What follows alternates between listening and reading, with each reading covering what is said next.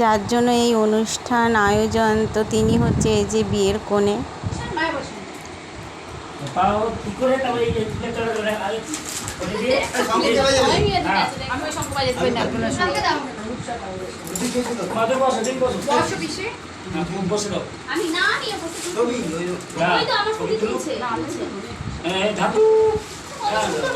আপনি দিন ওরা মাথা উঠে দিচ্ছে।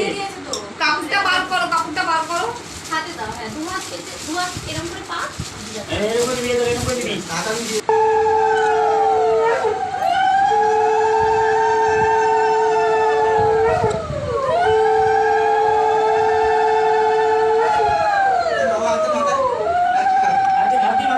দুজন একসাথে হাতে একটা ফটো তুলি। বাবা বাবা হাতায় কি লাগা? হ্যাঁ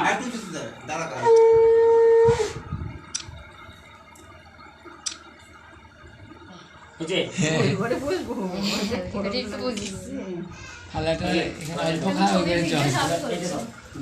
হাতে দিন। হ্যাঁ হাতে দিন। আপনি দুজন মিলে ধরুন, দুজনে ধরে আপনার হাতে দিন। তোর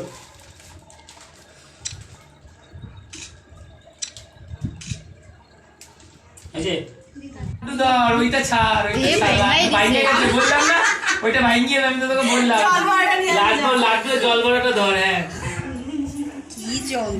আমি আর আমার যা মিলে আশীর্বাদ করে নিলাম। তো তোমাদেরকে বলেছিলাম যে আমি শাড়ি কিনেছি ভাগ্নিকে দেবো বলে। তো দেখো আমি আর আমার যা মিলে এই শাড়িটা গিফট করলাম।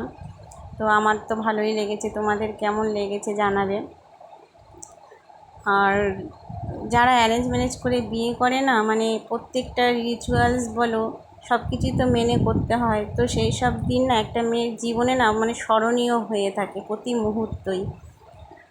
আর যারা মানে জানি একদিকে কষ্ট হয় যে মেয়ে নিজের লোক ছেড়ে মা বাবাকে ছেড়ে চলে যাবে, কিন্তু অন্যদিক দিয়ে ভাবতে গেলেও মানে সবারই একটা বাড়ির সবারই একটা আশা থাকে যে না মেয়ের বিয়েতে অনুষ্ঠান করে সবাই আনন্দ ফুর্তি করবে। তো সেইটা ভাবলেও না সত্যি খুব ভালো লাগে। তো যাই হোক, আমাদের আশীর্বাদের পর্ব মানে শেষ হতে চলেছে, সম্পূর্ণ হলো। তো ওর মা বাবা দেখো এখন আশীর্বাদ করছে।